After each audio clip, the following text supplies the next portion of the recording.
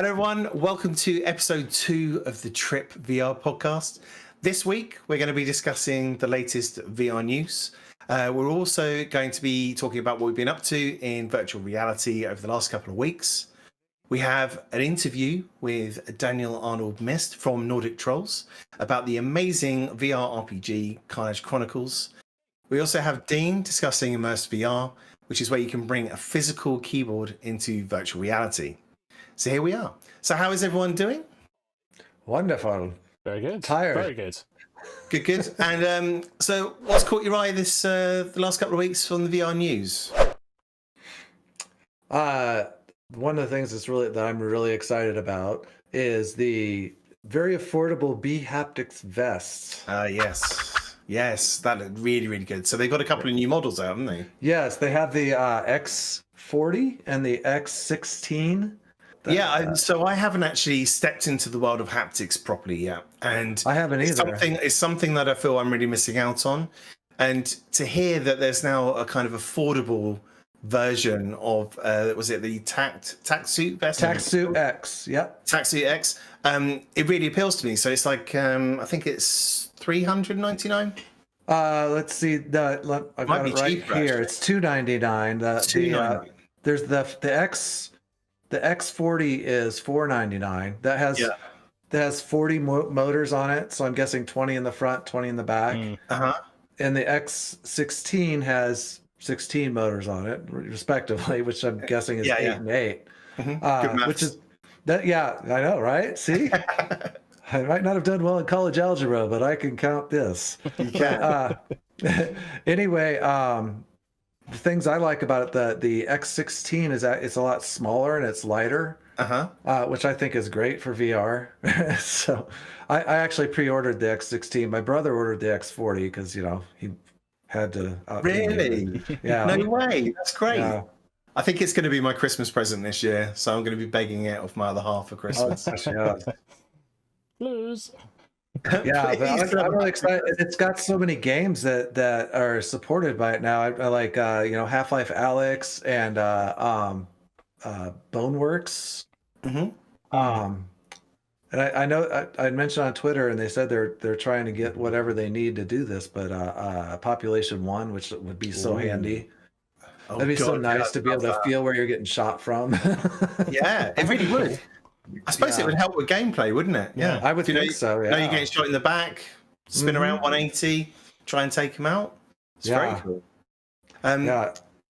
But with regards to the support for games, I think they've got quite a thriving community, and I think a lot of the community are developing their own kind of modded support for specific games, and it doesn't necessarily come from B-Haptics himself, which is great.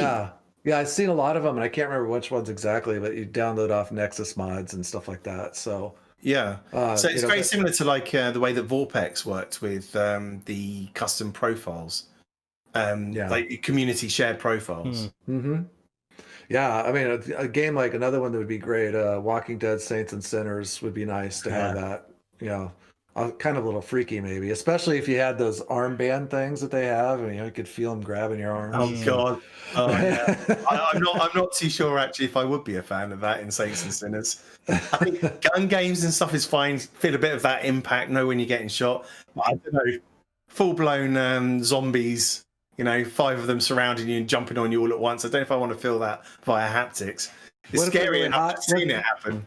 What if they're really hot zombies, though? I'm all confused. I don't know whether I like that. It could happen. Depending on how fresh they are and how late they, This is going to a dark place very quickly. What happened there? That took a real right hard there, didn't it? Wow. I know. Well, going back to B-Haptics, quickly. I definitely want one. I want to get involved with haptics. And do you get anything else with the suit as well? Because they also do like a wrist. Is it wrist haptics they do? Well, you could do that. Haptics as well. Yeah, but that's like the really expensive stuff. That's not included with these. I don't know if they have accessories actually. The interesting thing is that I actually dabbled with this tech a long time ago. So actually above me, like behind a few boxes, I've actually got a very early haptic vest that was made for PC gaming. Have you really? Yeah, so you plugged it into the main, so basically it had a pump on it, and I guess it kind of worked on a similar theory of having motors, but kind of the pump would then sort of depressurize sections.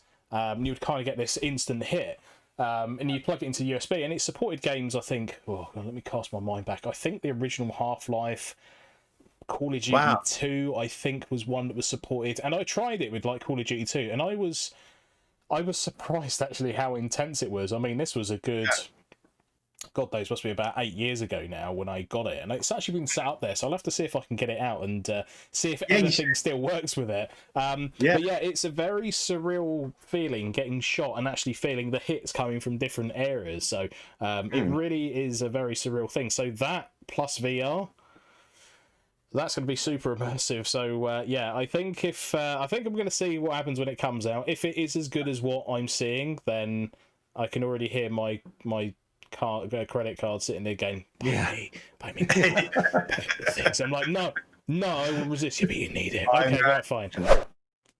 Okay, so has anything else been in the news? I know that Greg, you kind of mentioned about the Elite straps. Yes. I got a nice email from Facebook, as did many of us that ordered the Elite straps.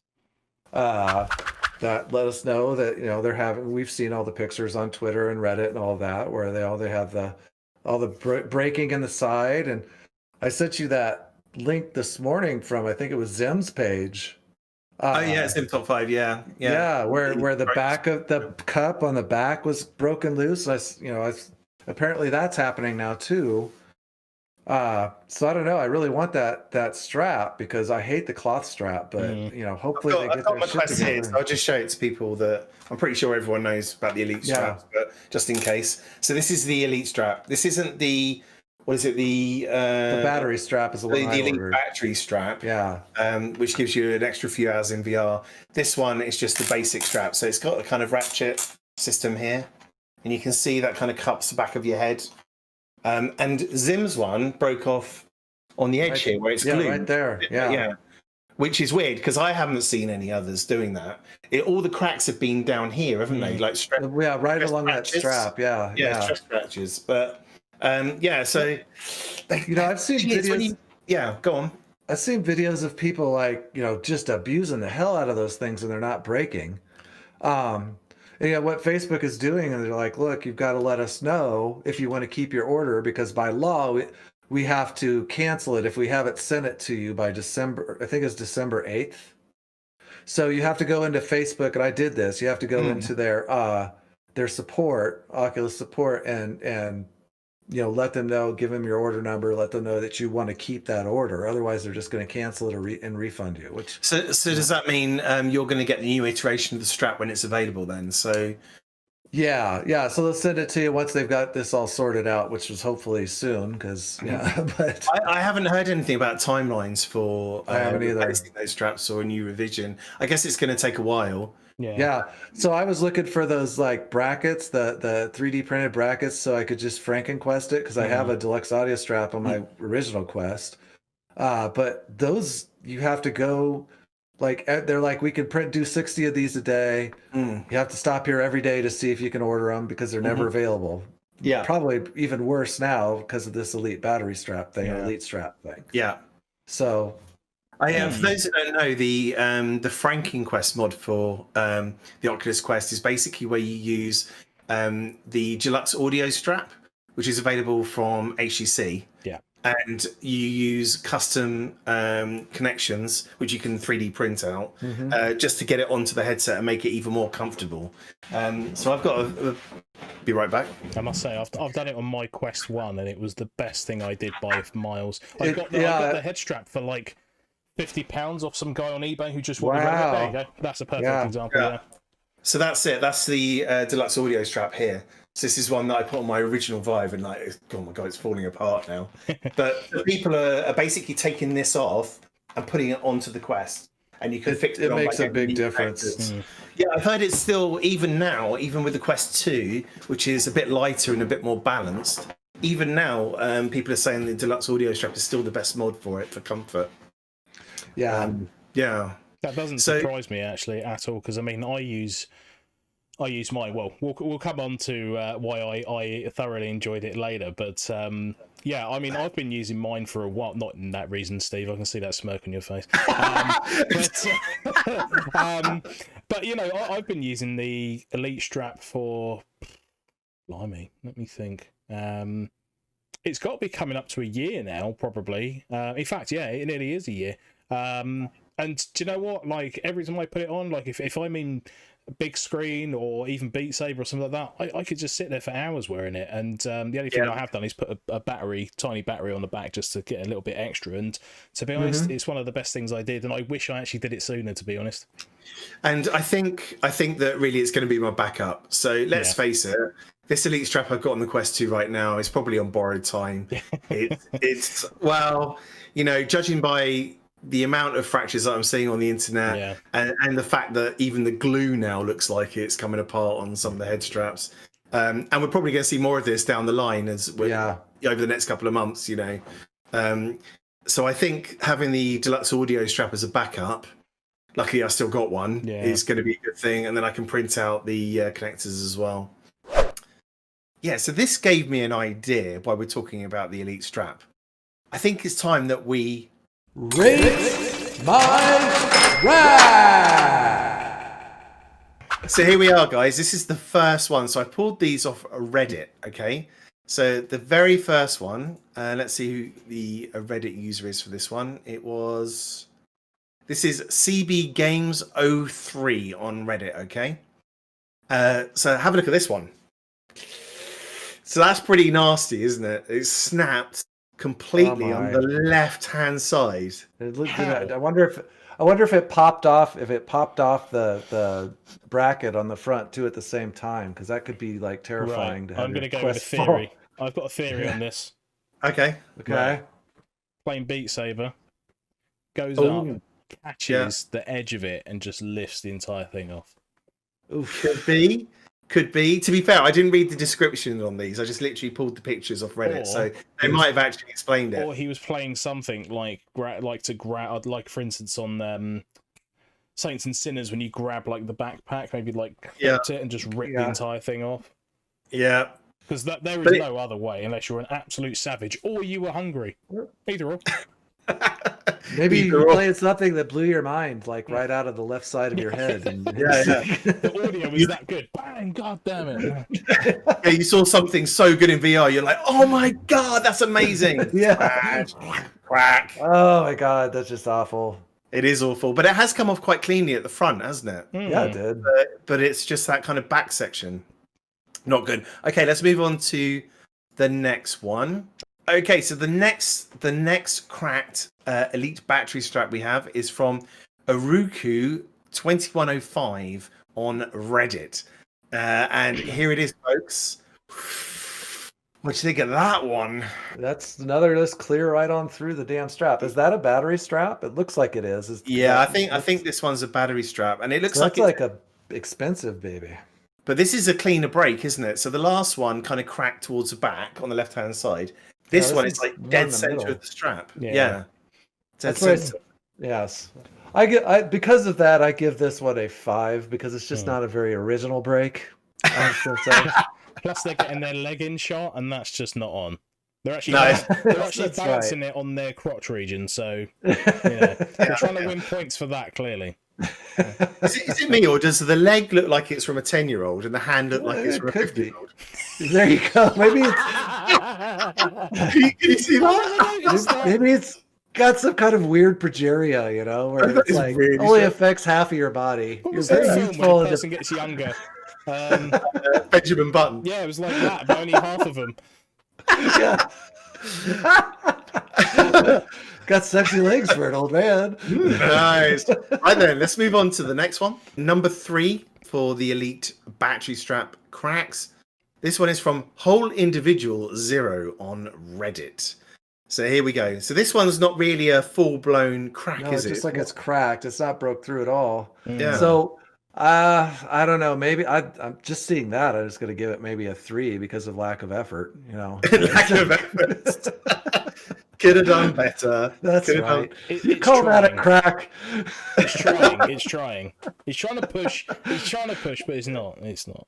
We just want to give him a sticker. Let's give him a sticker. It's like a full fracture. But what's interesting about this is that all of these straps so far, they've all broken in different places. Like, there's not one weak part of the strap. Like, it's the whole strap. It could go at any point on that strap, couldn't it? Which is, I want to know what these people are doing to these straps. I want to know. I mean, are they tightening it too much, or That's what I think. You see, I have a theory now that the only thing that is inconsistent is the shapes of our heads. That's true. Right? I have a very egg-shaped head. It's That's like true. really pointy in the back. So it's very true. You do have an egg-shaped head. You take the headset off. You're gonna have a drink. Right, you think you're cool. You get a towel because you've been playing Beat Saber for 4 hours because you're a savage. You come back and you don't undo it, and you sort of push it down, and then it snaps. This is what I think. Yeah. So this harks back to the original Rift where you had a bit of spring loading on the side. Yeah. So when you had the headset on, you could kind of pull it a bit, couldn't you, and take it off. Right. With this, it's so rigid you can't do that. Ooh. And I think when you push it back on your head, you kind of jam it on. And I find myself doing that. Like, I'm guilty of it. I kind of jam it on and then loosen it a bit. And I think people are just kind of forcing it on, and then it's kind of breaking. It's like a stress fracture as such. Yeah, that's a good possibility. Yeah. Wish there were more stories about what actually happened. Yeah, we should find out, really. Oh, good Lord. Right then. So, moving on to the next one. This is from Nefarium on Reddit again. Now, this is more effort, although I've already found one slight concerning problem, is the fact that, again, we have a very large crotch shot. This is all crotch What is it with the crotch shots? I don't know. What is it? I don't know. I don't understand. Maybe it's the new pic that you send ladies, like, here's my crack and my crotch. Could be. It could well be. So this, I feel like they could get some duct tape and probably fix this one. Yeah, I don't know about that, but But it's pretty much there, isn't it? It hasn't fully completely separated, cracked off, but it's going to. It's going to. They all have kind of a similar shape. All of the cracks do. Yeah. Notice that. Look at the top one. Look at that. That little curve at the bottom of it, and then straight up. And then look at number 2. Same thing. Little curve at the bottom, and then straight up. Yeah. It is. Same thing with this one. That little curve, and then straight up. They're all breaking exactly the same way. It's almost like the material is shattering. Yeah. It's got that kind of look about it on all of these. Yeah, I know. It's the material, like the plastic they're using, obviously has not been stress tested properly. Okay, the next one down from Hoverteen on Reddit, and I can't actually see where the crack is on this one. I don't see one there. Oh, I think this is a big faker. Fake news. Oh no, hang on. Is that the glue? That's it's the glue. It's the glue. If you look at the top. I was looking so hard for the crack. This is where it was like Jim's was doing. Yeah. That's a quote. I'm looking so hard for the crack. I'm going to put that on a t-shirt. You could take that several ways. Yeah, exactly. Exactly. Steve just got it. Well done, Steve. Thanks for turning up, mate. Yes. Oh my God, Steve, I'm so happy. I'm so proud. It's got red. I love it. Come on, Steve. Composure. Right. Yeah. Anyway, glue. Glue and cracks. Right. Yes, glue. So the type of glue they're using just it's pretty good. Yeah. It's pretty terrible. I think they're using Pritt stick or something. It's probably glue like Elmer glue stick. Yeah, it's not the best. Okay, on to the next one. Reddit user Zoglog. Okay. Great name. Don't know what it means, but great name. Can you guess why this is my favourite?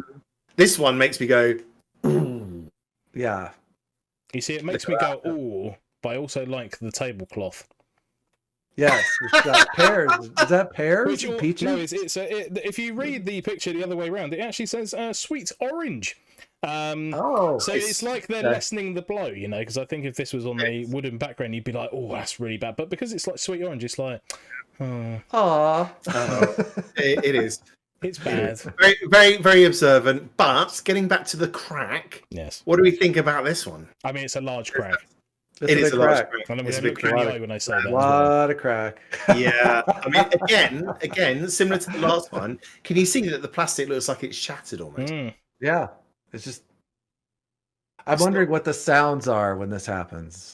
Yeah. Sound would help. I bet you it's just I was a real about to good swear snap. there, but I won't, because that's probably the sound that you're getting. Yeah. I mean, when this happens to you, you're going to be gutted, aren't you? Well, when it happens to mine, I'll let you know what sound it makes and what sound I make directly after it as well. Actually, I know exactly the noise. Across the room. I know exactly the noise. The noise is, Mum. I think it is, yeah. Well, I think this Reddit user probably is living at home. Yes. Because that definitely looks like a mum tablecloth, doesn't it? Yeah. There should be like a bit of matching it up, like a sewing machine next to there, or some crockery. Yeah. I don't know. Yeah, that's it.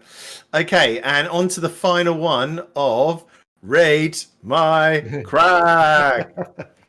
We have this one from Switch and Play on Reddit. Okay. Now, what I like about this is it's not just one.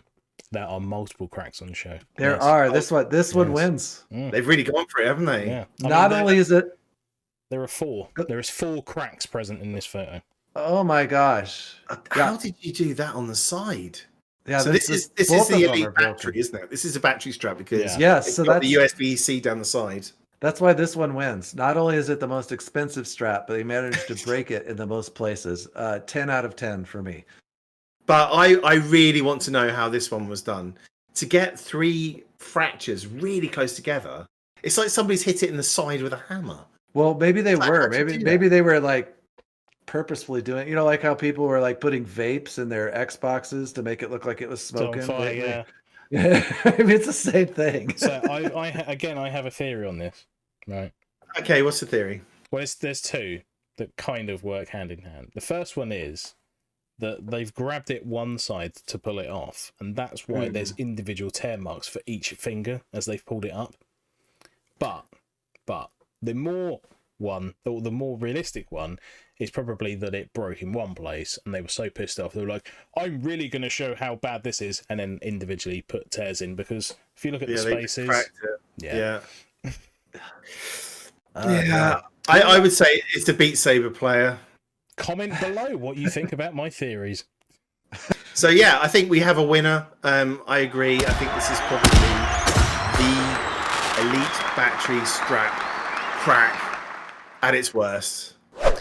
Okay, cool. So let's talk about what we've been doing this week. So who's been playing what in virtual reality? Well, I actually have a very cool update for everyone. Oh. Elite Dangerous next week is going to be free for everyone. Free. Which is just amazing. I know. I've never played that game, so I'll have to get it. So I'll be honest, I didn't invest that much time into it. And in the last, I would say, 2 weeks, I've been doing like 15-minute stints because I didn't have a clue what I was doing. Like I could fly the ship, I could do all that stuff. When it came to like collecting stuff, like even the warp speed thing coming out at the right time, I'd completely mess that up and end up in like some random solar system. Like, this isn't where. Okay, so I'm somewhere else. Cool, I was meant to do that. But honestly, as an experience, it's still one of the best like flying experience space things, besides Squadrons. But it's just so cool. I love Elite Dangerous. I don't think it gets enough love, but I'm hoping with them pushing it out free, is just going to make it go, especially in VR, because I think there's a lot of people who have got VR and not played it or are not aware of it. And I think it's really going to push it into something else. Yeah, I'm aware of it. I just never played it. It's the all-time classic. Classic. So, Greg, if you never touched Elite Dangerous, this is a perfect opportunity for you to pick it up. Absolutely, I'll get it if it's free for sure. Yeah. Thing is, though, we've had games like Star Wars Squadrons now, which is next level. Yes. So if you're comparing Star Wars Squadrons, which is your probably the recent space sim you played, to Elite Dangerous that came out 4 years ago? Yeah, possibly 5. Then you're going to see big differences. But having said that, there is so much content for Elite now. It's insane. It's so many updates. It's huge. That's Frontier have worked hard on that game. What's that? Is that multiplayer too? Yeah. Yeah, I thought it was. Yeah, it's multiplayer. Now, my time in Elite, I probably have spent about 15 hours in it in total. And I must admit, I had the same problems as you, Dean, with like the map and jumping to star system. No, I found the map incredibly hard to use and very hard to read. To the point where I was lifting up the headset and then going back to mouse and keyboard to try and navigate the map because I just couldn't get the hang of it. And like I kept on getting lost. And You're really selling this for me, by the way. No, honestly, it would be worth it. Yeah, it's amazing. It's an amazing experience. But for first timers, the ability to jump into Elite Dangerous for free now is just amazing. Yeah, that's incredible. It's not a cheap game either. No, I think it's about 40 odd quid now, something like that. Yeah, I mean, I think one of the things, like you said, comparing Battlefront Squadrons to Elite Dangerous, I think with Squadrons is, how can I describe it? The viewport you get in Squadrons is, I want to say it's very narrow in what you see, right? I mean, yes, you can kind of look around and stuff. But within the cockpit. Yeah, but in Elite Dangerous, you've got such an open real estate around you. And like, as you look around, certain menus pop up and stuff like that. That stuff is better than Squadrons, without question. Like, just looking around and little menus pop up in front of you and stuff like that. And it like that, those little things just make you feel like you're actually there, and you just feel like such a badass flying this thing. But Squadrons, I could talk about Squadrons all day. I know you could. I know you love it, and Greg as well. And again, it's something I still haven't played, which I'll be getting round to towards Christmas. Naughty, I'm definitely going to do that. I'm going to do it. I'm going to do it, 100%. But yeah, be phoning me going, "I played it. It's the best thing ever." I'm looking forward to that.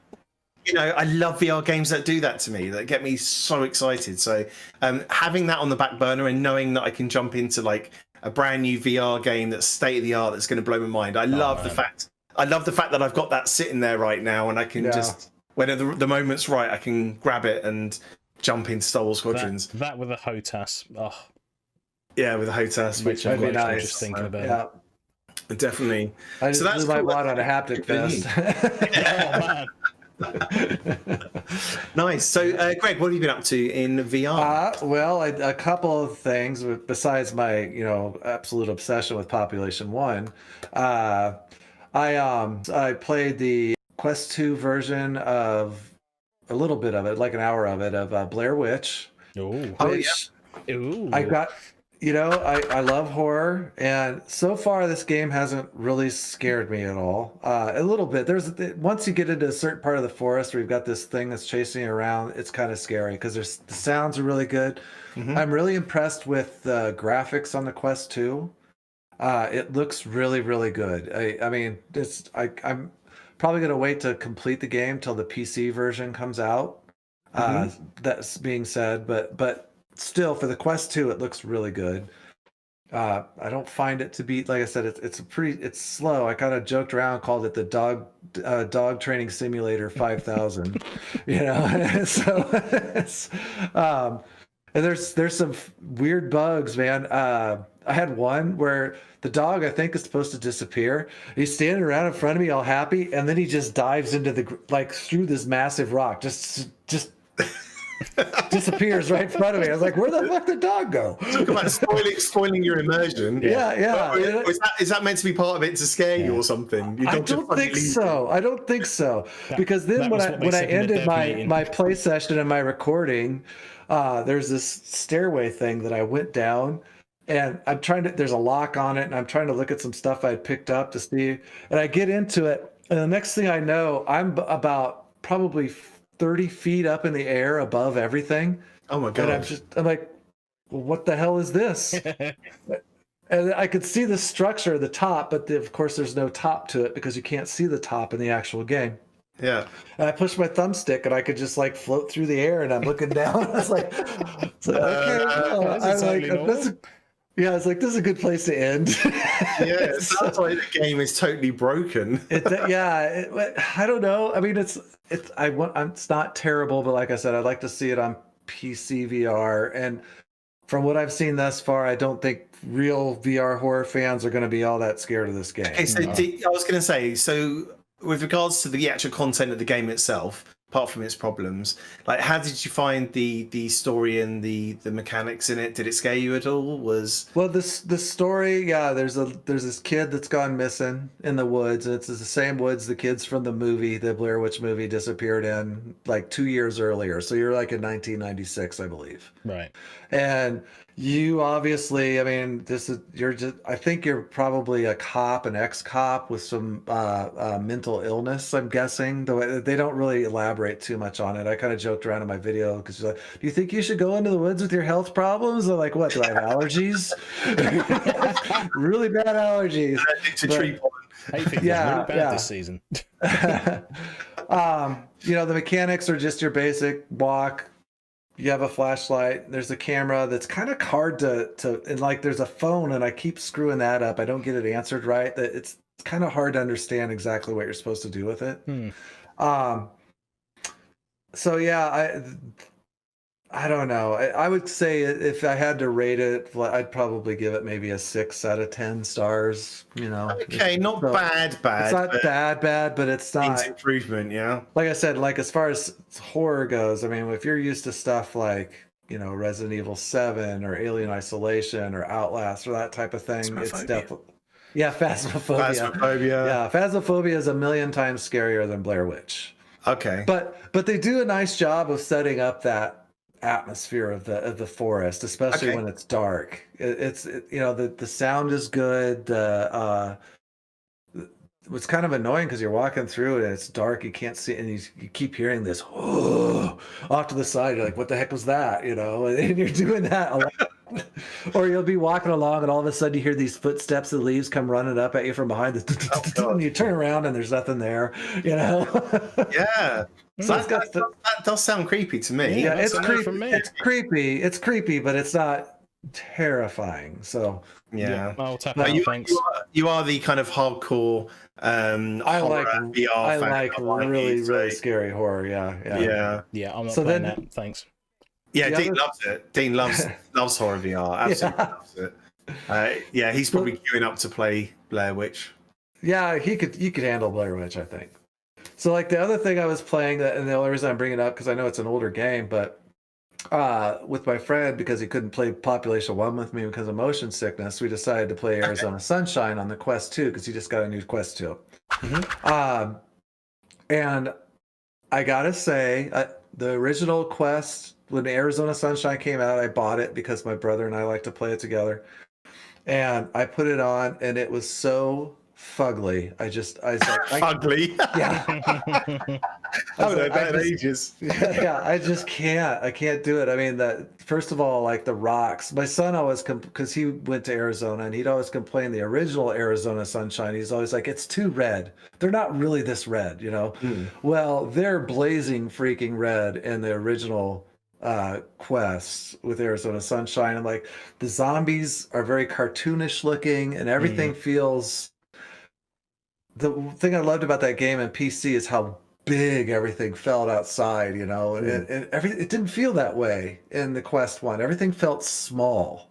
Okay. And I'm wondering if it had something to do with I don't know. I don't know what it was. Processing power, I'm sure. But like I was skeptical about the Quest 2 with this, but my friend and I jumped into it. We were doing the Damned DLC.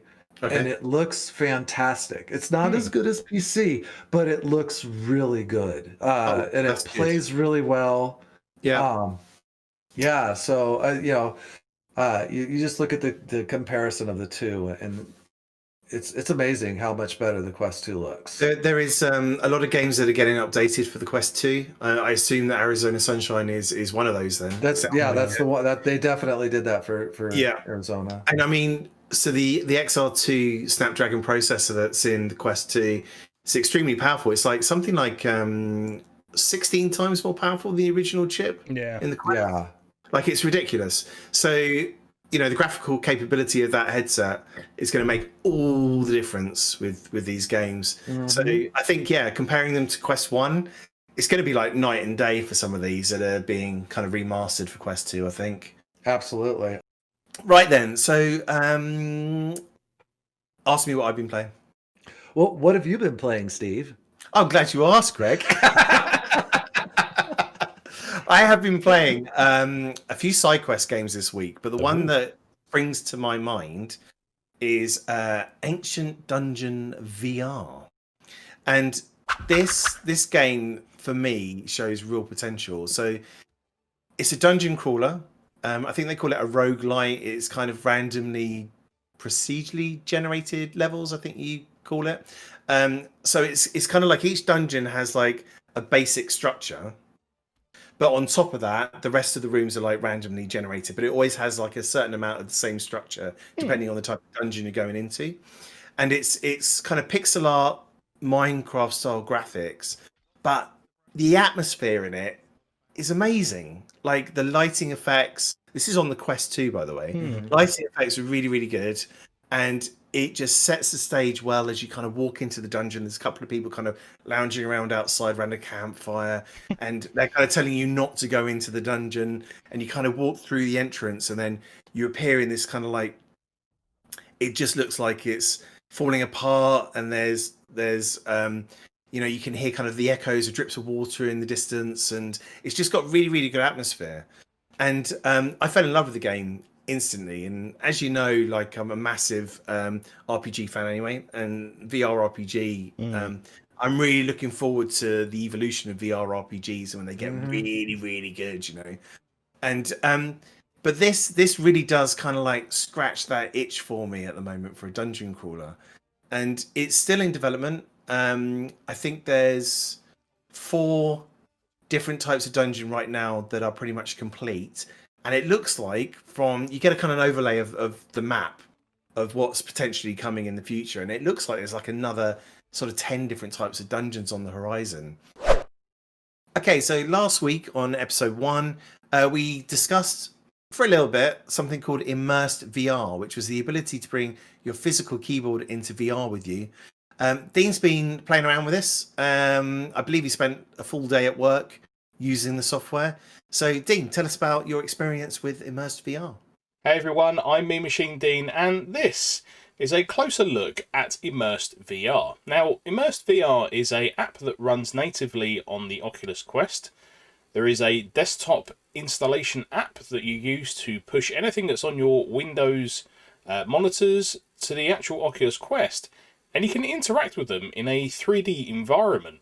It's very unique, and I decided to spend a day working in it, so let's have a quick closer look at it in VR. So what did I think? Well, it worked pretty well. I decided to use it on a slightly less powered laptop just to see exactly how well it works, and for the most part it worked quite well. Things like video playback started to stutter a little. I do have a 5 GHz internet connection in here, so I don't normally have an issue with streaming video inside of my network. However, I guess with it being shared from a desktop machine to the Oculus Quest, it started to have some issues, but overall it worked very well. One thing I did notice was that the finger tracking was very sensitive, so to try and pinch and move certain objects actually became quite a task. So the best way I found working was actually using the Oculus controllers, putting those down, then picking your virtual fingers up, clicking your ring and thumb together, to actually disable the hands, and then actually begin your typing. The keyboard in the virtual world is a fantastic addition. I love that. It worked fantastically well.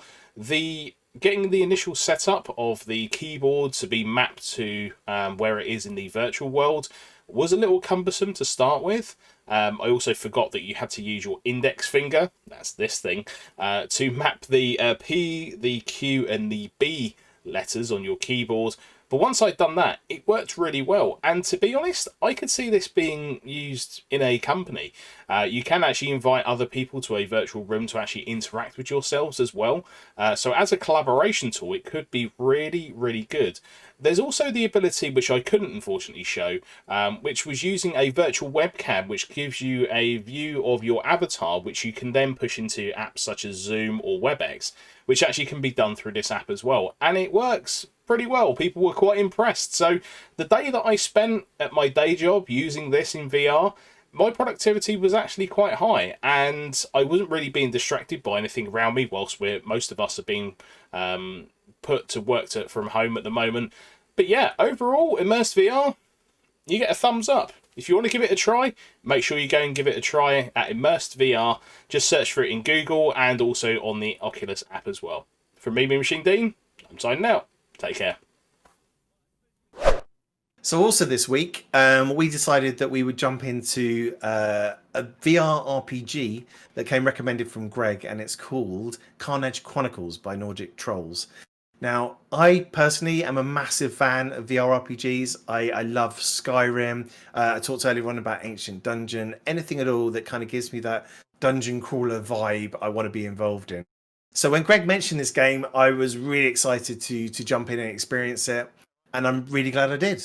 So, Greg, tell us a little bit about when you discovered Karnage and what you thought of it initially. Well, it was actually my very first YouTube video, not Karnage.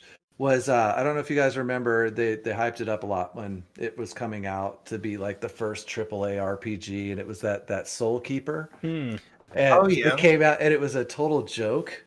And it was just terrible. And so I made a video basically making fun of it, like how just to stop you there a second. Yeah, Soul Keeper is still in development. I know they are, and I've seen the new stuff that they've been doing, and it looks very promising because they backed a demo of it. Yeah, it looks great now. But when they first released it, it was a mess, and so I made a video just kind of making fun of it.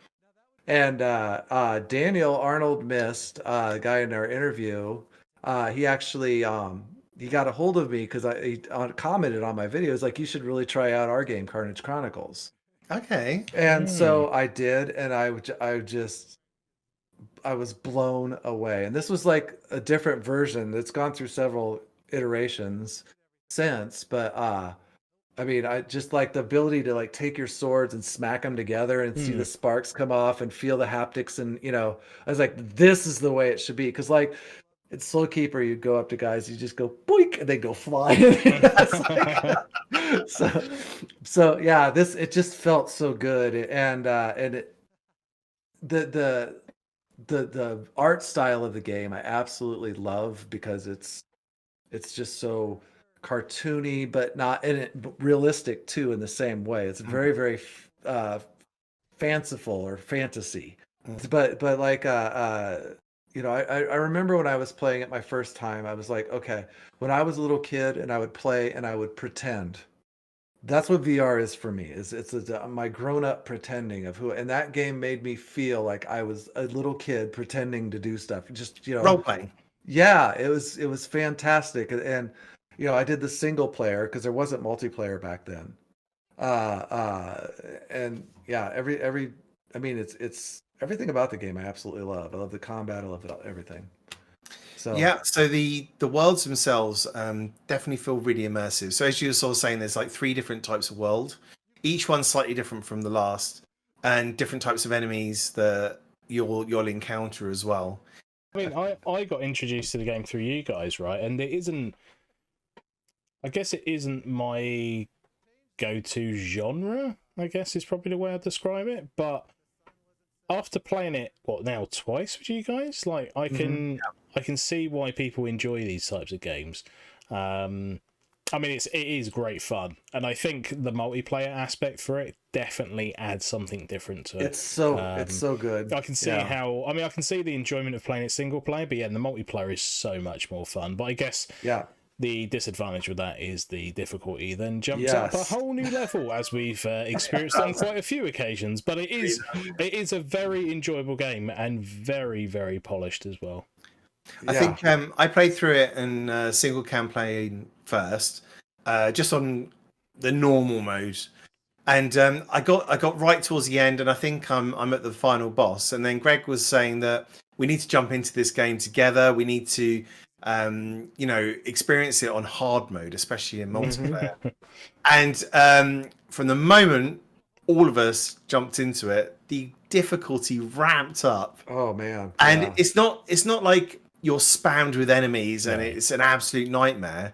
It's because the AI on the game is pretty good, and it's quite hard to hit them sometimes. They they're dodging your arrows. They dodge your melee attacks. All this kind of stuff, and that combined with a ramp up in the number of enemies as well, does make it very challenging. But it's not frustrating.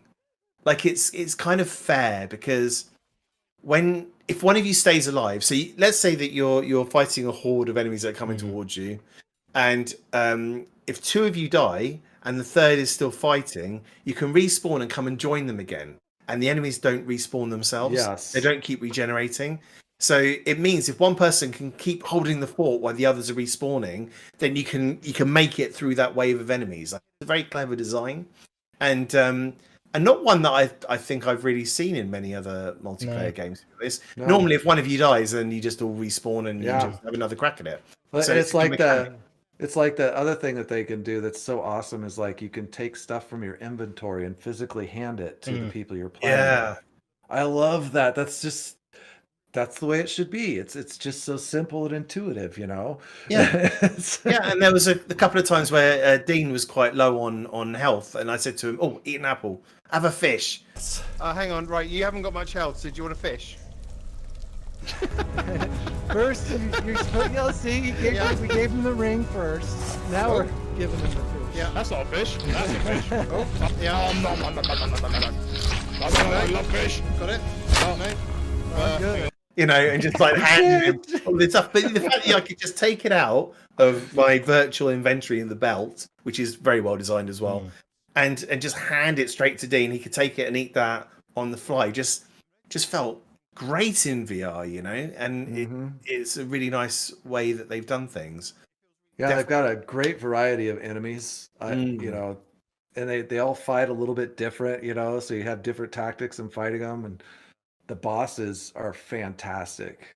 Yeah, we should talk about the bosses definitely, because I was expecting like just one big kind of troll or something at the end of each level, but actually they're really well designed. You got kind of a griffin type boss at one point that is really hard. And oh my god, I've never had that much trouble with that thing before. I know, we died a lot, didn't we, fighting that boss? We really did.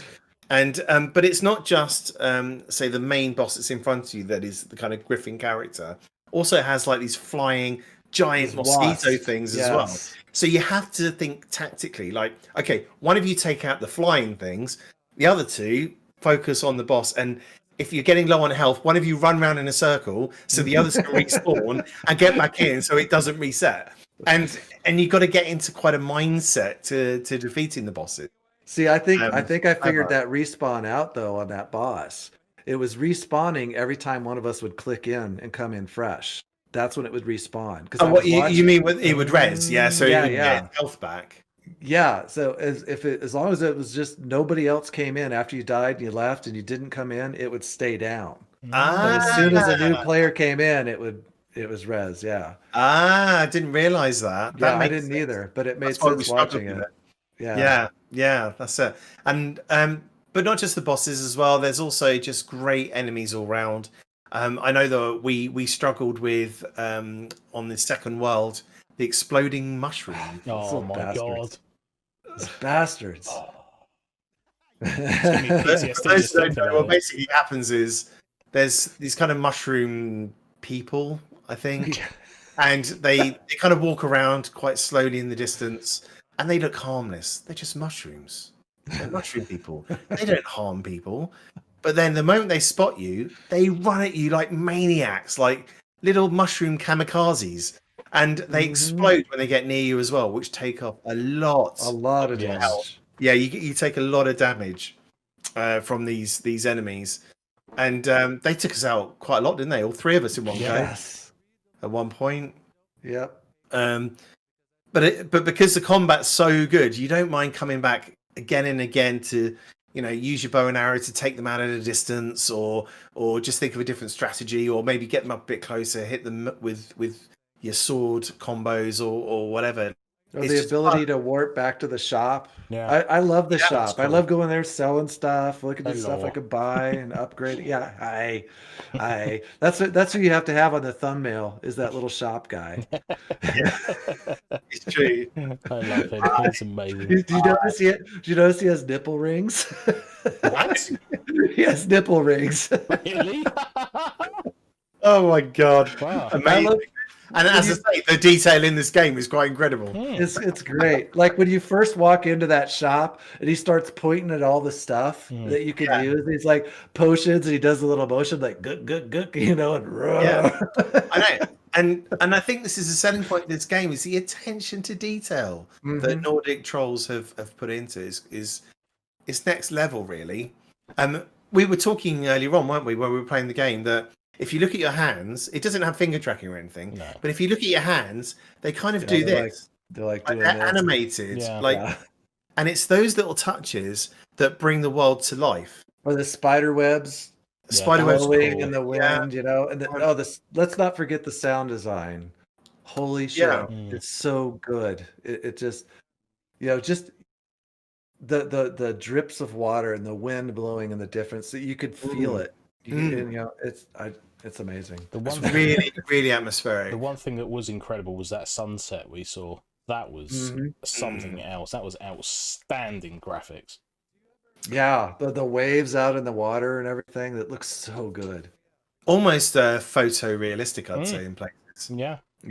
And once again, remember, this is a 3-person team. This is total indie devs, and this game feels to me AAA. It always has. I'm a massive Skyrim fan. Funnily enough, I've got the t-shirt on for the podcast. Skyrim. And I loved Skyrim VR. I mean, it wasn't designed for VR originally, and the menu systems of VR were kind of shoehorned in and things. But I still felt like I was in that world of Skyrim, especially when it was modded with the kind of 4K textures and stuff. Yeah. I felt like I was in that world, and I was really blown away by it. But I have to say, after playing through Karnage, I would say it pips Skyrim, even with mods. It's just more visceral experience. It's more realistic from a VR perspective. You feel more immersed. You feel there. You do. You feel there. With Skyrim, you always felt like you were you weren't quite fully in the world, and it's things like the menu systems that took you out the immersion. But with Karnage, the way that the game is designed from the ground up for VR, you can really feel that coming across, and it adds that layer of immersion and high fidelity. You feel like you are there, and like how they've managed to achieve that, I don't know. I think it's all the little touches. So, what do we think of the combat mechanic? I love it. I mean, as far as I like the fact that you can quick change your weapons so quick with the trackpad. It's really nice.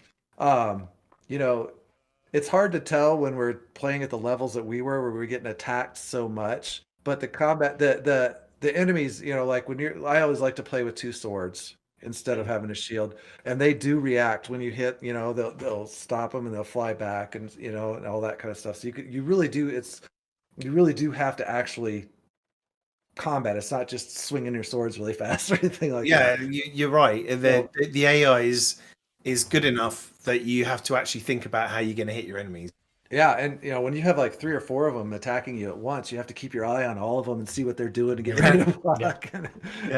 I do go into panic mode a little bit and just kind of flail my arms around with the 2 kind of swords and stuff, and I do some damage, but it doesn't always work out, and I end up dying. So you have to kind of back off, sort of, and then move forward again, take a swing, back off again. You have to, you have to constantly adjust where you're at, because if you have two of them and they're too far away on each side and it's really hard, if you just back up, they'll start coming at you and they'll bring them in closer, and then you could start fighting them more efficiently. You definitely have to think about it. So I suppose there's different types of classes as well in the game, isn't there? Mm-hmm. So what class were you? I was Dean and I were both warrior. Both warrior class. So I was the only archer. Yes. Yeah. And this didn't happen. I didn't know that I could do this, but like if a warrior picks up a bow, like the weapons that spawn on the field after a battle or from a chest, we can use them. That's good. That's good. So that was really nice being able to use a bow. The one mechanic that it still gets to me is I like the winding up of the crossbow, but especially the higher level crossbows, it doesn't seem to register really well. A lot of times I have trouble getting that damn thing wound up. Yeah. And that's really frustrating. That's the one, probably my biggest gripe of the whole game is just that. Because you're like, God damn it, just wind already. Crossbow, it's like a really unique design for a weapon. Like I haven't seen that in any other game. So for those that don't know, you got like it looks like a standard crossbow, but it's got a kind of ratchet on the side, and you have to kind of spin it around several times, and you see a light lighting up. This is on the first kind of level one, isn't it? Yeah. You see a light lighting up for the number of shots that you can take with the crossbow. So as you crank it, it goes 1 shot, 2 shot, 3 shot, and then once they're used up, you have to crank it up again. You see the lights go up again. So you could do like what Dean was doing. I saw him just standing there slowly cranking and just keep shooting. Yeah, that worked quite well actually. Yeah. Dean, how did you get on with the crossbow then? Did you think that was a good weapon? One of the times I noticed it really worked very well was it the last boss we faced? When we were just getting shelled by archers, and then we eventually made it to the final boss. Like when he started running at me and I fired that crossbow at it, it really like threw him back, and I thought, oh, okay, this is working. And then I looked at my crossbow and went, oh yeah, 3 shots. Run away. Bang, bang, bang, bang, bang. Yeah, so that was quite funny. But yeah, that crossbow, I think, in the right circumstance, works very well. You kind of have to know when to use it against a bow and arrow, because obviously they have very similar mechanics. However, obviously if you're a warrior and you use the crossbow, you obviously have a higher strength on that, whereas assuming if you're an archer, you obviously have a higher amount. So you kind of have to think about, is it better for distance? Is it better for power? Is it ease of use? Because obviously if you're using a bow and arrow, you can just keep pulling that back and firing them off, whereas with the crossbow, you obviously got 3 shots, but they're more powerful, so you're going to have to make sure that they hit. But yeah, I enjoyed it. Yeah, good. I think the rate of fire as an archer for me was quite slow. I was trying my hardest to go quick, but on occasion you miss kind of knocking the arrow if you went too fast. And when you first start as an archer and you're the lower level, the kind of bows you get at the beginning don't feel very effective, don't do much damage, they feel a little bit clunky.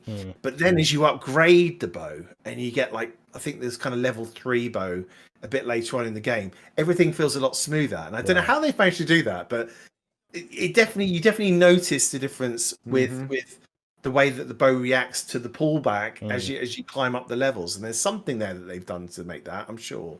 But I'm always an archer in these games. I love being an archer. I do archery IRL. So it's kind of like my go-to kind of weapon. But I do feel like this is probably the first game that I'm thinking I'd like to maybe replay it and do melee combats and maybe try a different class. I normally when I play through an RPG, I do it as an archer, that's it. But with this game, I'm like, yeah, I think I'm going to go back, do it again, sword all the way. 100%. And I'll be interested to see what it's like on impossible mode. Yeah. But it's good that it exists, though, for those people that really want that challenge, It's great that they've got that mode in. Yeah, they're going to get it. This game is a workout. I'd love to be able to like track everything, like your calories burned and everything just in that game, because it is a total workout. 100%. I gave myself tennis elbow in it once for playing too much. Oh my Wow. Seriously. That's amazing. Well, is that amazing? I guess it's amazing. Yes. That's quite incredible. Tennis elbow from Yeah. bow and arrow and Well, sword. I was like in swinging the those game. damn swords so much, and it's like, Yeah, "Ow, my elbow." It is workout, 100%. Hello, everyone, and welcome to Trip VR's very first developer interview. I'm really excited today because we have with us Daniel Arnold-Mist of the Nordic Trolls. He is the executive art director, and he's here to talk to us a little bit about their epic made for VR from the ground up RPG and one of my personal favorites, Karnage Chronicles. So welcome, Hi there, Daniel. Hi. It's a pleasure. Great to meet you. Yes. It's nice that we get to talk to each other in person for the first time in Looking forward to it. ever. All right. So we're gonna start it. Tell us a little bit about the Nordic Trolls. Like, how big of a team is it? How'd you guys get together? And how did Karnage Chronicles come to fruition? Of course, yeah. So the Nordic Trolls is a very, very small indie game development studio in Beijing. Our core team is made up of 3 people: myself, Dan, who's the art director, Torbjørn Olsen, who is the CEO and of course game designer, and also Sjur Helland, and he is the lead developer. We also outsource a concept artist and a 3D artist. The concept artist, Diego Candia, he's in Uruguay, and Lu Ming, our 3D artist, is in Beijing as well, but he works remotely. So yeah, I mean, Nordic Trolls came around about 5 years ago, I believe now. It's been a long journey, so trying to remember the exact time is pretty crazy. And it's called Nordic Trolls because 2 of the lead guys, they're from Norway, and myself, I'm from the UK originally, even though my accent just kind of lost it by now. All of us, well, Torbjørn and myself, we came over to China about 20 years ago, both of us together. So it's been quite a long journey. I myself started in EA way back in the time of Harry Potter. I believe the first game was one of the first games I worked on. Harry Potter and the Philosopher's Stone and Sorcerer's Stone, depends on where you are in the world. And yeah, it's a long time ago. Torbjørn he's a old school gamer too. I mean, he used to work for Funcom. He's worked on games like Age of Conan and what's the other recent one, The Secret World. So yeah, we all have quite extensive history in the games industry, and a couple of years ago, we just decided to get into VR with our first baby, of course, being Karnage. Now, Karnage, the IP started out as something completely different, which I can't really talk about, but it eventually evolved into the VR game we have today. So that's the basic history of the Nordic Trolls. I'm sure if you have more questions there, you'll ask. Absolutely. So Karnage was always going to be a VR title then. That was... I mean, Karnage, the IP, no, but Karnage Chronicles, yes. Okay. So Karnage Chronicles as a core game was always envisioned to be VR, yeah, from the beginning, the moment we thought about it. All right. Well, I'm really glad you did, because it is an amazing title. Thank you. Yes. So you touched on it a little bit. Your concept artist, when you guys were getting ready to release that massive second update where it added like 1 million hours to the second level, you used to send me a lot. His name was Diego. Used to send me a lot of concept art from that Diego, guy. It's just absolutely beautiful. Now, have you worked with him in the past, or? Yeah, I mean, Diego is actually one of the guys I brought with me to Nordic Trolls. Diego is an absolute machine. He's one of those guys that we're just like synced in our brainwaves somehow. I don't know how, because I can just say like 3 words to him and he somehow knows exactly what I want from him. And we have thousands of concepts for Karnage, a lot of which we don't share sometimes because, the development process, however however exciting it may seem to show the development process to some people, it's like sometimes we can't because we got these concepts of like characters. I mean, that's a great example. Seven, the orc from level 2, the dungeon 2 world. He went through so many iterations of character development. I think we got the best route because I kind of like the old drunken orc we arrived at. Yeah. But it was actually very interesting because the original concept, one of the original concepts for 7 was a random picture because I usually tell him to go crazy and let's see. He's this old drunk guy who works in this place. We don't really know what he does, but he nailed all of these crazy ideas. And one of those ideas was this one mushroom guy. And that's where the whole concept of level 2 actually came from spawning just these random ideas of the concept for 7, the old drunk fisherman who lives inside a hut.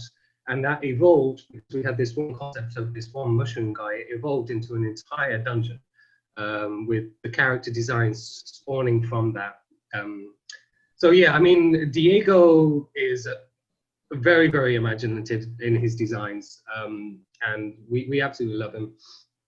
And like I said, I've been working with Diego for probably 8-9 years now. It's been a really, really long journey for both of us. And I had a studio before as well, which unfortunately failed, but that's the way it goes, you know. It was a lesson. It wasn't a failure. Indie game studios are like that, you know. I mean, yeah, I mean, I think a lot of us, we've been on our indie development a career path for quite a long time, trying to make that next big success. And one of the reasons for that is because we're very, very passionate about what we do, you know, and we love to create ourselves, and we want to have part of every part of development within a game, rather than just like saying, "Oh, I'm the art director."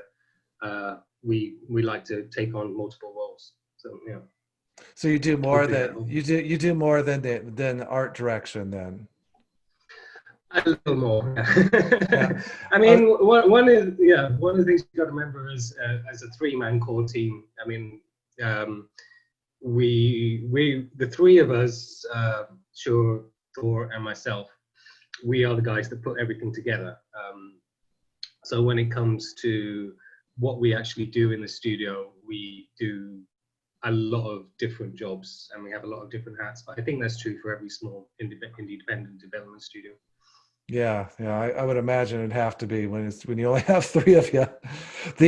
So the 3D artist did just an absolutely incredible job of taking that art that, you know, you show me those pictures and then I see these models. I remember that first time when that door opened and the shopkeep and that, I can't remember, he's like that kind of steampunk wizard guy is standing there, and I was just blown away at how much that looked like the art that I saw before. It's just beautiful.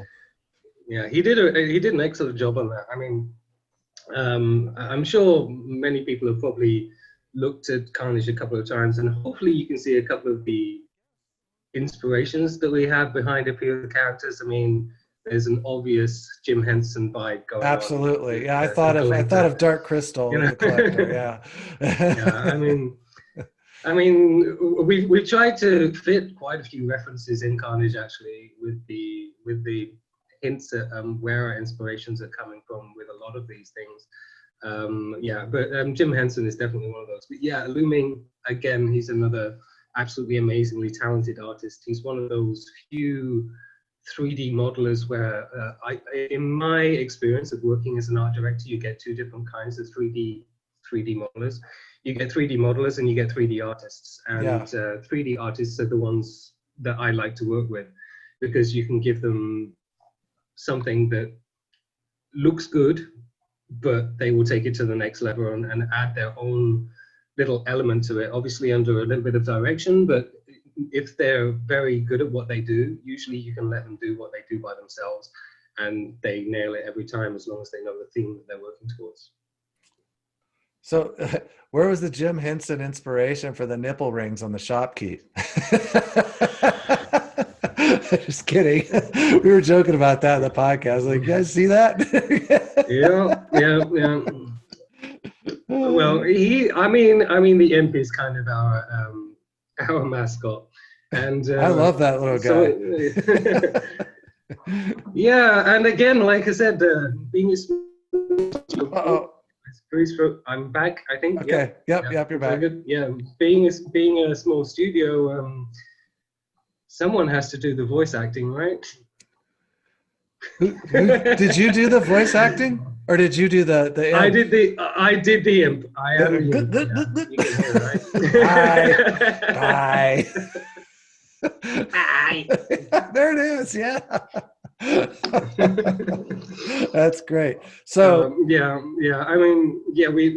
I said, we've had a lot of fun with that kind of stuff as well, because we sit there and like, okay, where are we going to get these voice actors from? And it's like, I think a lot of the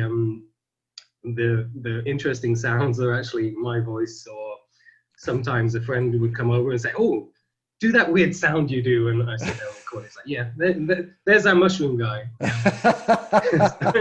That's great. So, did you do those little bastard mushrooms that run up and blow up on you? Because those guys really piss me off.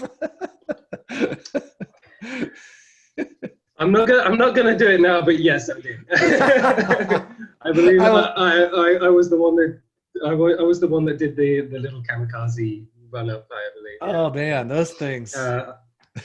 Yeah, another friend of mine, Lee Johns, he came over to visit me on a vacation, and he did the voices of the other mushroom guys. He actually had a really cool sound, and you can actually hear them conversing sometimes if you get a chance to like sneak up on them, and hear them talking to each other. So they do actually have a conversation, but not many people have heard that yet. There's many secrets in Karnage that people still don't know about. I'm sure. It's a big game. Hey, so you were, I believe you told me you were responsible for the sound design, because I know I commented, for me, the sound in that game.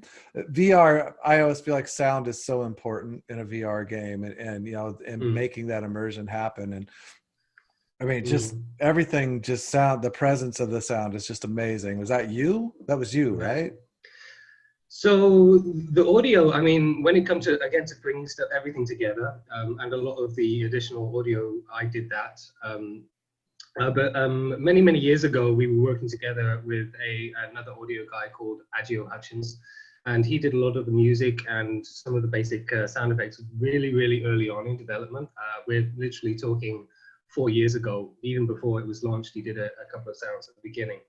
And prior at that time, we were ready to go into full development, and then we had to really cut back on the size of our budget for Karnage Chronicles, unfortunately. So after that, everything was on myself. I have a history or a background in music and audio production myself as well, so that was easy. But one of the things I have to say is Unreal is an absolute master of audio. It does a really good job of being an artist's tool when you're making calls. The audio devices that you can fill this world with are very simple to work with. But I think a lot of it is about like trying to find that balance between the visuals and the audio at the same time. I've always been a guy that is heavily believes that audio and visuals are one and the same. They really should be. They should definitely bring that amazing atmosphere to any game, movie, or media you're working with. Awesome. Hopefully that wasn't too long. No, that's fine. We were talking about, and Steve and Dean and I, we were in the game, and even afterwards we were chatting about it for the podcast and everything. You guys did such an amazing job at creating such a visceral, real feeling presence. The art design of the game is obviously more cartoony, but still real. I have trouble trying to describe it, but it's just really a great fantasy world. And so is there anything that you did special to create that very real feeling of being there? Because it's more than so many games you share all the secrets. Yeah. I can't see you. You're not moving on my screen. There you go. Now you're moving. Yeah, I'm back again. Yeah, you did that for a while as well. Yeah. Yeah, so Carnage went through quite a few iterations early on of visual design. I mean, originally Carnage was supposed to have a much darker, more realistic tone. And we did a lot of early tests with Carnage in that. And again, this was way back 4 years ago when I think the fastest cars that people were using were around the 970s. And the average consumer didn't even have that, you know. So when we were working on Carnage at the beginning, the first thing we did was like, okay, let's make a game like we usually make it and make it all high resolution textures, make this awesome lighting. And we threw all that in there, put the headset on, and it was like 25, 30 frames per second, which to us in a standard game isn't too bad, you know. I mean, so okay, that's acceptable. But in VR, as you guys probably know, if you drop anything below 90 frames per second, you're ready to pass out. Fest, yeah. It's a vomit fest. Yeah. I think that's one of the cool things about being a developer. You get to experience these motion sickness moments. It's really cool. You get to lose a lot of weight.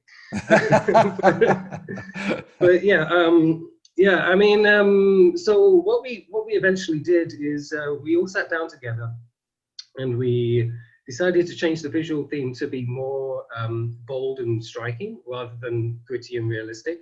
And I seem to remember I sat in the meeting. One of my main inspirations back then was the game Trine, because I guess if I was to talk about a modern day game that was similar to Trine, it would be something like Ori and Will of the Wisps or something like that, because they have this really interesting tonal value of how they use light, color, and big forms to create this amazing depth.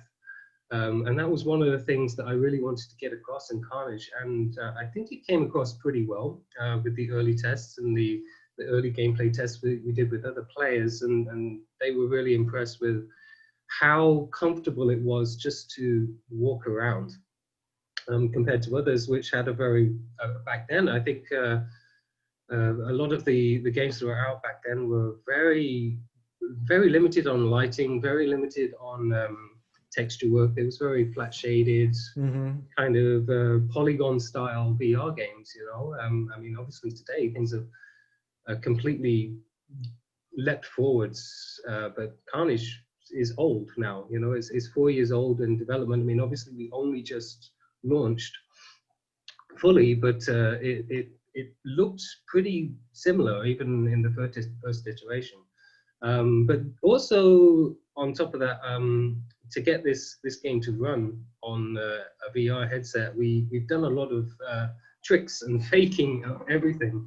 You know, I mean, the amount of lights in Carnage is actually very limited, like actual real-time lights, but we've done a lot of tricks to make the player believe there's real-time lights there. And a lot of that, I've got a hand to the engine. You know, Unreal is an amazing engine when it comes to being able to fake things. And on top of that, my past experience of working with mobile games, which everything you have to fake, I think brought a lot to the table when it came to making a VR game. Awesome. Yeah. That's it, because it's striking. I love the use of color. You know, the greens over here and the reds over here and all that complementary colors that go through. It makes that game just pop. It's beautiful. That's awesome. That's awesome. Yeah. Great to hear that you guys really like that, because it's a lot of work, you know. It is a lot of work, but also, you know, I think it's cool and scary also at the same time when, because I'm the one that builds the levels, and as the art director as well, I have a vision in my head of how the level should look. And I think that makes the process a little bit more streamlined, you know. I mean, it's one thing to have 1,000 people working on a game, but I think with the tight-knit game development studios, if you have a vision, it goes in that direction, and it very rarely veers from that path. And it's a great way to get consistency across a game, I think. Okay, so let's see where we're at here. Combat. in Carnage is fantastic. So many games you barely do anything and you can, kill your enemies or whatever. But in Carnage, you really have to swing that sword, and the little touches like the whip of the wind as the sword's going through, and I love the ability to just tap my swords together and have the sparks fly off of it. That was one of the first things I did in Karnage Chronicles, because I just played a game where I had to tickle my enemies, and I just went ting, and I was like, oh, I was already in love. So, one of the things we actually did early on is I made a previous video of what Carnage would be, which was probably a mistake actually, because I threw all of these cool mechanics in this video, which was all faked, to show to potential investors, or I think we showed it as the first trailer we ever put out. And a couple of things I put in there, like the first thing I did was like, oh, the movie 300, arrows in the sword, cut it off with the sword. And and the other one was like, spinning the daggers and chinking together. So unfortunately, because of that, the guys had to do it, didn't they? Yeah. So that's where a lot of these crazy little ideas of interaction came from, but yeah. Sorry, carry on with your question. I don't think I actually heard it. But no, I was just commenting on how awesome the combat is, and that one maybe not so much a question, just me giving you praise. Yeah. Well, yeah. I mean, combat in Carnage. I mean, we have designed combat in Carnage to be as accessible as possible, while at the same time suiting the gameplay style we feel. I mean, at the beginning when Carnage came out, combat in VR games was very, very basic. It was wiggle your sword and you could kill something. Obviously, later on, years later, the whole the physics-based combat came into play. And I remember early in development, we were actually looking into that style of combat. But what we discovered is that after playing these physics-based games, it was always like one or two enemies on the player at the same time. And it was amazing. It felt great to have this physics-based combat in the game. But one of the things we discovered that with Carnage, sometimes you can have upwards of 20 or 30 enemies swarming you at the same time. And it just didn't work, the combat-based combat system. So yeah, it was definitely something we did experiment with early on. But a lot of people don't like Carnage because of the non-physics-based combat. But what I would like to say to those guys is, I think physics-based combat is amazing too. But if we were a physics-based combat game, we'd be exactly the same as those other games. And we don't want to be the same. We want to be different, as different as we can be, while still being as fun as possible. And I think having both is more fun than having two of the same. Hopefully. Yeah, you guys threw some tricks in there with it from the beginning of when I started playing the game till through it, where they'd start reacting more if you block their swords. That would stop their animation coming through, and they'd stumble back a little bit so you could stagger them and that type of thing. Which I remember that wasn't that way when it first started. So. No, it definitely wasn't that way at the beginning. I mean, we've developed the combat multiple times throughout production. I mean, I think we're probably the only game in VR where the enemies actually duck. Every time I just people now love I'm gonna it. wind this thing People up hate again. it. I mean, yeah, but I think that's also one of the things we wanted to get across. I mean, you as a player in VR, you're dodging and ducking arrows all the time. So why can't they? Exactly. Yeah. So now that Carnage is out of EA or early access and we're into your full release, are there any plans in the future for DLC, or of course the big one, other character classes like a mage or clerics or stuff like that? Big question. It's always the one, Yes. What we need to do now with Karnage, I mean, we we've been working on Carnage for 4 years. Obviously, it's been a long slog. You know, I mean, right now we're sitting back and we're seeing how it performs out there. Is it worth us as a studio taking it forwards? That's not to say we haven't thought of all of these things. That's not to say we haven't prepared for it. We have been working on these things for years, you know, and we've always planned for extra content. We've always planned for extra characters. Obviously, this year, everybody knows has been absolute hell for every development team. I'm still working at home. I'm sure many other studios are still working at home as well. But we have plans for it, but we just have to see how everything goes. And we can never make any promises with content updates. You know, Carnage started as a completely different game. It was supposed to launch as 3 levels of 15 minutes each. And it evolved into a 10, 12 hour full campaign with co-op multiplayer 4 players. So, yeah, you know, it definitely, we still get people complaining and say, oh, you didn't do this. It's like, yeah, we didn't do that, but we made the game that we think you guys wanted, you know, and hopefully we did.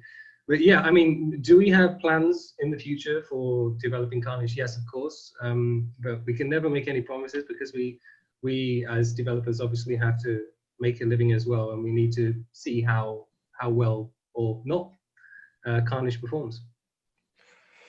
All right. Okay. Here's another big one. Obviously, the Quest 2 has been pretty freaking huge for VR. I've got a lot of friends and people I've been trying to get into VR for years, and now all of a sudden they're all getting it because of the Quest 2.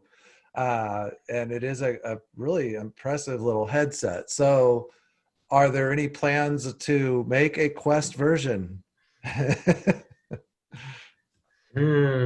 So Carnage is obviously a heavy game. We're looking into it. That's all I can say. Okay, I'll take that. It's kind of like in Dumb and Dumber. It's like a 1 in a million chance. It's like, so you're saying I have a chance?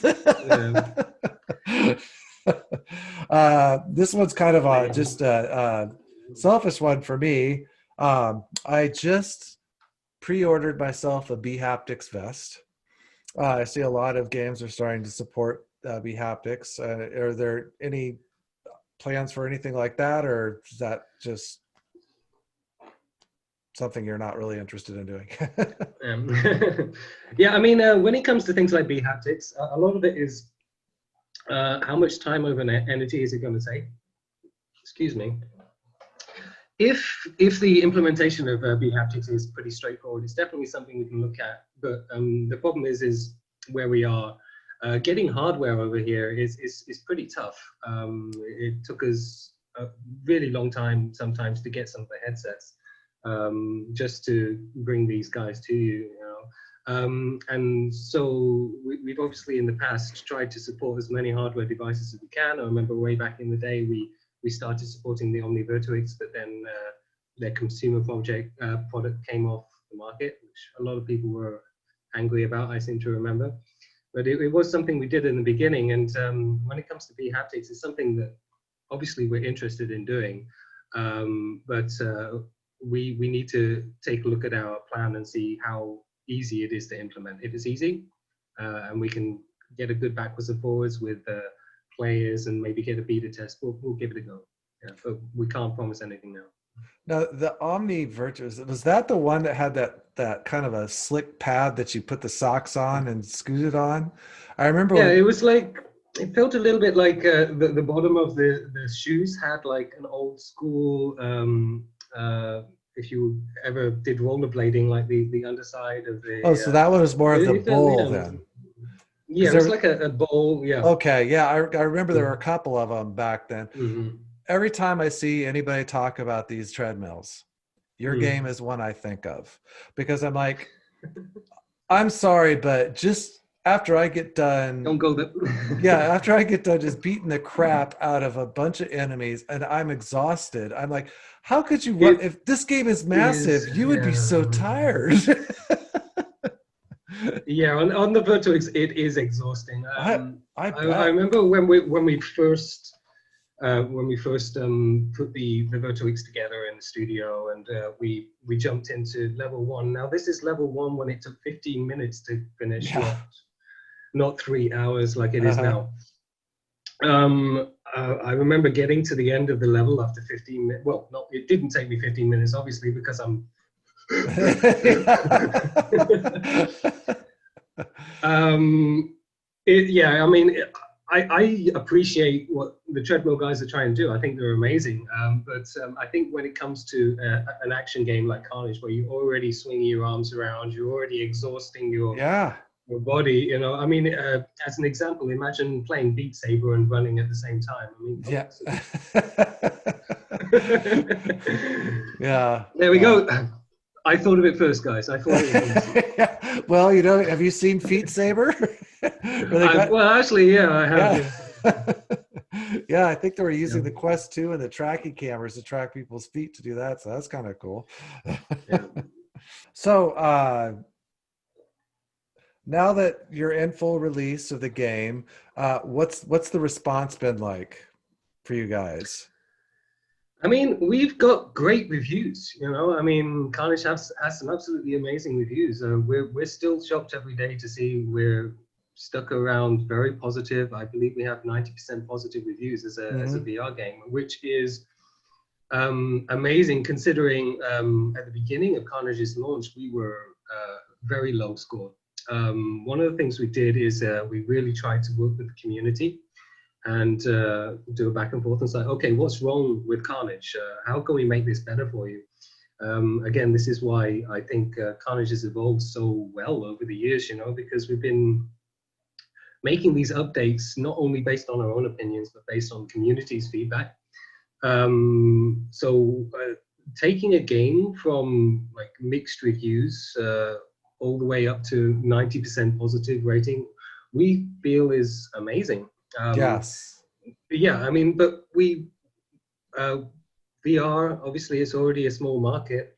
There's VR games out there that have hundreds of thousands of sales. But Carnage isn't there yet, you know. I mean, we'd love for it to be selling more so we can take it forward, but it just needs that boost, you know. But yes, I mean, it's awesome. It's doing really well. We really appreciate the feedback from the players, and it's really, really heartwarming to see you guys play videos, to hear the community feedback of how much they enjoyed the good and the bad, you know. I mean, there's nothing more fun than seeing everybody freak out when those spiders first come out of that hole. And you know, I mean, it's even something as simple as like every time I watch a video, it's like that first wolf that just jumps around the corner. Nobody expects it, you know. It's one of those things. It's like, I mean, for me, I always knew it was there, you know. But like everyone's like, ah! I'm like, oh, okay, that was a jump scare. I didn't even realize that was a jump scare, you know. Yeah. But yeah, we obviously really appreciate seeing you guys play. I mean, just this morning I watched VR Gaming Therapy's video. That guy, by the way, I'm going to do a shout out to him because he's doing some amazing videos, some great editing, and he only has like 100 subscribers. Come on, guys. He's doing so good. Unfortunately, he doesn't have a Twitter, otherwise I get him on there. But yeah, I mean, we watch every video that comes out on YouTube. Twitch has more, so it's a bit harder for us to keep up with those, and obviously we never know when they're going to be playing, so we very rarely get to see that. But yeah, whenever there's a new video, we watch it. We love seeing you guys play together, especially when it's like impossible 4-player mode, because that's just pure insanity. Well, I thought hard 3-player mode was pretty darn insane for what we were playing. I've got some hairy situations there for sure.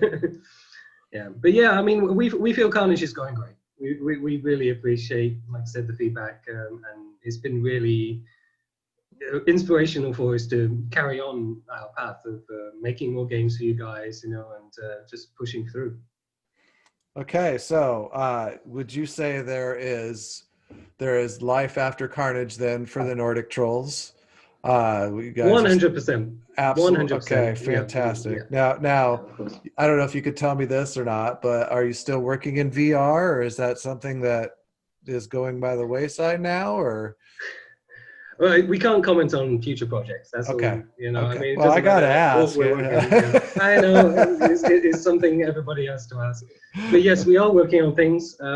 We are definitely working on stuff, and watch this space. You know, because we love working on games. It's our passion. It's our life. You know, we don't go to bed tired. We go to bed thinking of the next project that we're working on, and stay awake throughout the whole night thinking about how to make the level. You know, I mean, it's a lifestyle for us. You know, it's not a job. I mean, we're doing this because we're super passionate about games. We're super passionate about everything we do in this industry. You know, I mean, we do it because we love it, and at the end of the day, when we finish making the games, we play everybody else's games, and because we just love games. You know?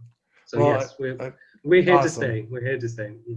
Well, I'll tell you that it really shows in this game, and that this isn't a question. This is just me commenting to wrap things up here. But Karnage, it still amazes me to this day that it's been put together by such a small team, and it shows that you guys have a lot of passion and love for your game, because you know, it just, like I said, you just feel so present. And from the very first time I played that game, and every time I play it, I just feel like a little kid again. Like I'm off playing, you know, but my imagination is real now. You know, it's just so cool. Everything in that game, from the art direction, the sound, the voice acting, the combat, the multiplayer is just phenomenal. All of that really gives you a AAA feeling experience. So I don't know how you guys pulled it off, but it is fantastic, and we're going to do everything we can to help get you more people playing that damn game. Thank you so much, Greg. Thank you so much, Greg. I mean, we just want to say thank you to, like I said, again, thank you to the community, and thank you to the YouTubers. You know, we're trying to support you guys as well, because I think for indie developers, the community, and especially social media guys like yourself, or influencers.